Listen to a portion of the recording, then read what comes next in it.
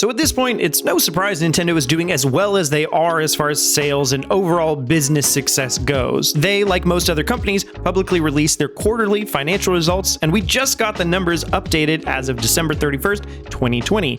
And needless to say, stuff is looking great in the Nintendo camp. But in this is always a few takeaways from both the sales figures of consoles and games, as well as Q&A that's sometimes worthless, but can usually have some pretty interesting takeaways. Specifically, one of the questions we'll get to today is, what do Nintendo's statements mean for a potential Nintendo Switch Pro in 2021? Let's talk about it.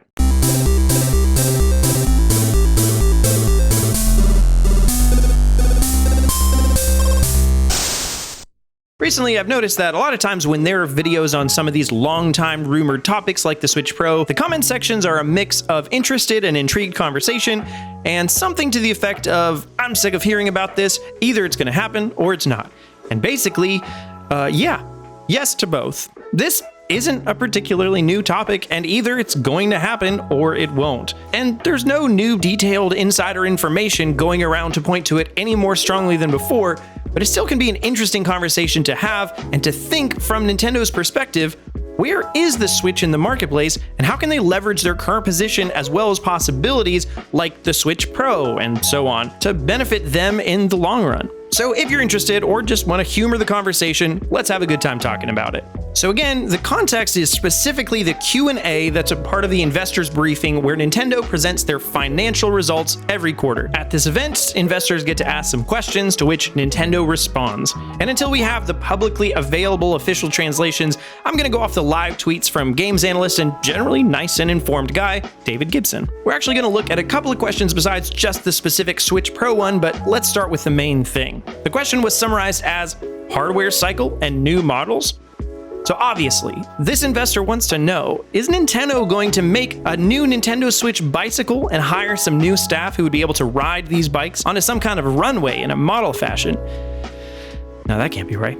In any case, the answer was roughly have new model for Super Mario World and MHR coming in Feb/March. Have no new model plan beyond that. While JP penetration is high, still think have room to grow in regions like EU and Asia. And once again, this has stirred up some Switch Pro conversation. The paraphrasing of this paraphrased translation is that Nintendo has announced the Mario Special Edition Switch and the Monster Hunter Rise Special Edition Switch, which is currently only announced for Japan and Europe. No mention of the US at the time of this recording. So these are coming. And according to Nintendo, that's all that's planned. So, short question and short answer. Does this statement confirm or deconfirm more special edition Switches or a Switch Pro in 2021 or beyond? I mean, no, obviously, but we will always point towards the times that Nintendo said they're not planning for new hardware revisions, and then days or weeks later announce new hardware during the 3DS lifecycle, before the Switch Lite, and plenty of other times. To believe they have nothing planned would be ludicrous, because as of a couple years into any console lifecycle, they already have plans of the next one, and everything in between. So plans may be the perfect translation of what they said, but the truth is, there are no other announced hardware models besides the Mario and Monster Hunter Rise ones. That may be the only time that new hardware came up in the Q&A in so many words, but it's obviously not the end of the story and not the big picture. Obviously, I'm not done talking about it. Look at the video scroll bar. There's way more indirectly said on this topic in the other questions that aren't about Switch hardware revisions than the one that is. So let's keep going. A good starting point is going to be found in the answers for the question as follows. Switch lifecycle passing 80 million? Wii 100 million? Can that be passed? We made a video about this topic several months ago, but despite it being controversial at the Switch launch, whether the Switch was going to outsell the Wii, at this point it's pretty mundane and kind of a given. Everyone basically agrees that it's going to happen. So they could have answered this very simply with a yes, and we wouldn't have gotten a ton of helpful info, but thankfully they didn't. They outlined how they will continue to achieve that yes, and I'm very glad about that. So here's the answer. Still think mid-stage of life cycle of Switch. Animal Crossing was major driver in 4th year. Would like to hit Wii volumes and go beyond that. Need to do measures to appeal to wide range of users. This already is one major factor, and I'll continue with the answer, but then we'll come back to break it down piece by piece. We have number 1, those who bought back in 2017 who have number of software. Number 2, those buying popular franchises for the first time. Number 3, 2020 customers who are stay at home, so some first time buying games. Number 4, people who came back for Mario 35th anniversary. anniversary. And then it finishes with the ever-important statement, now seeing rise in second device. An October-November survey which showed that 20% of sales were for multiple devices in household. Want to continue to expand that. Okay, so that's a lot to unpack, but you likely see where I'm going with some of this. If you were around then you'll remember, but there have been rumors of a Switch Pro since literally before the launch of the Switch. And there were a lot of so-called leaks at the time of the actual hardware details, but I'm confident that those weren't actually leaks, they were just speculation on the concept. But what I do believe is that Nintendo has had a consistent and often outlined plan to grow the Switch family of systems, as they call it. So far, we know that this is the Switch and the Switch Lite, and that's great. But when they answer that they are now seeing a rise in second device, that's one of the key things they mention and obviously have always wanted to double down on. I know for my household, I had a Switch since right after launch that my wife used sometimes, but then when the updated hardware Switch released right after the Switch Lite in 2019, I ended up getting that one and my wife took my old Switch, which basically became an Animal Crossing machine. Taking myself as an example, if there were another new hardware revision of the Switch that had the same kinds of marginal increases over this newer one I have now, there's really no reason for me to get it. And chances are, there's a lot of other people in my camp as well. Similarly, there's no reason for our household to buy a Switch Lite. And for a lot of people in 2021 who aren't just buying Switches for the first time, those two situations are the case. By this point, the Switch is primarily selling to new owners or to households where a new member of the family is getting a Switch of their own for the first time. But outside of special edition limited releases like the Animal Crossing Switch or Mario or Monster Hunter ones, the market on double dippers is closing. And this is obviously something Nintendo knows. It's that those gamers like me, and probably like you, who have owned a Switch for several years now and spent hundreds of dollars on games and peripherals, are the ones most likely to spend more because we have a vested interest. So aside from the rumors or anything else, this pure statement of intention and ambition for Switch owners to buy a second device continues to signal the significance of hardware reform and iteration. I honestly think this timetable of original Switch in 2017, Switch Lite in 2019, and Switch Pro in 2021, as best as we can figure now, has been the plan all along. And the reasons the rumblings are so consistent from the beginning is because of that underlying plan. The next part of this answer to hone in on is the insistence from Nintendo that we're in the mid-stage of the life cycle. Not only do they have, at best, minimal reason to lie about this, but it also makes tremendous sense that if you have momentum as a business, you do best to support that kind of momentum as long as you can. For example, the Wii U ports kept coming for at least the reason that they were received so well in the first place. Mario Kart 8, case in point. And business-wise in general, software risks will be a lot safer when the hardware has no implicit risks than the other way around. In short, if Nintendo were to pivot too soon to a next generation, they'd likely be shooting themselves in the foot.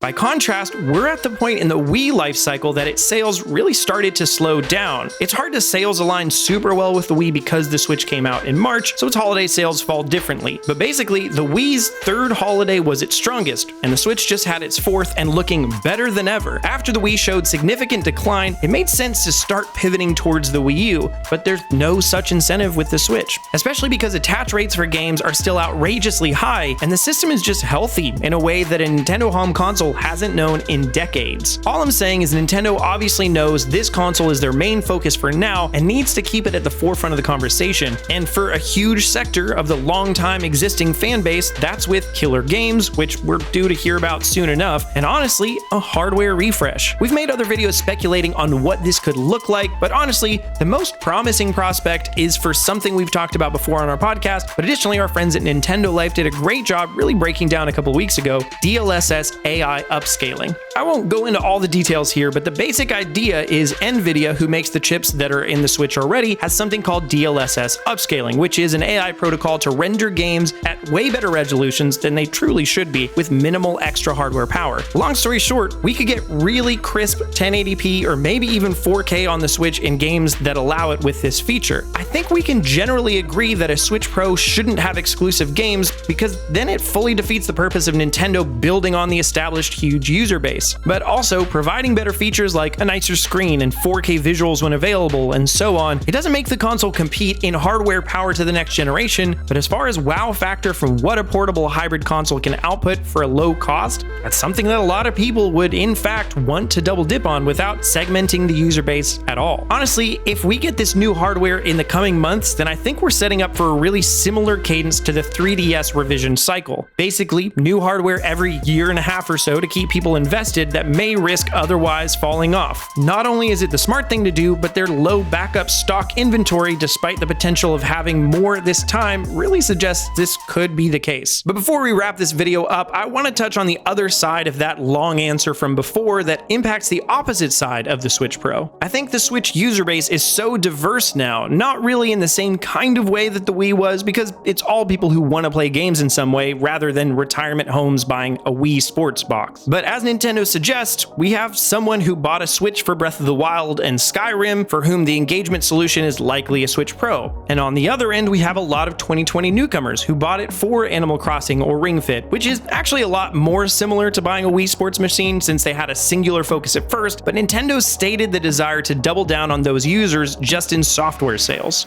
Get them to find a second game that they like even close to as much as Animal Crossing or Ring Fit. And here's a bit of a conspiracy theory I had while writing this video, but you know how Animal Crossing has gotten updates over the year, but there's still a ton of stuff that's quote unquote missing? Honestly, what if that's Nintendo trying to not fully embrace the one game on your console mentality? Like creating some artificial gameplay scarcity made my sister-in-law ask me, hey, what games should I get besides Animal Crossing? I probably should have something else on my Switch than that, which is a feeling reinforced just by the basic UI of the home screen when you log in and only have one game and there's 2 or 3 empty boxes to the right of it that remind you that maybe you should have something else on here.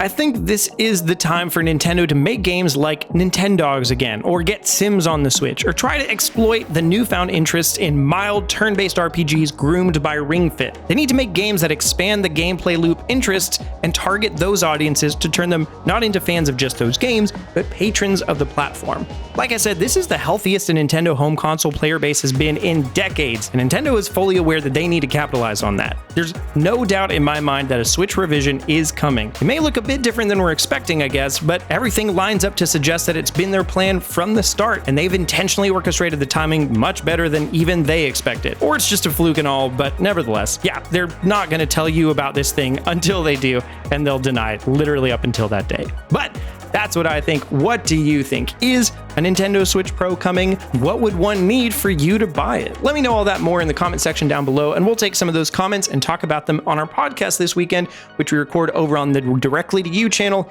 every Saturday at 10 a.m. Eastern Time. So while you're down there, be sure to like the video and subscribe to fanatixfour for more content like this every Tuesday and Thursday from AJ and myself. And I think that's about it from me. So thanks so much for watching.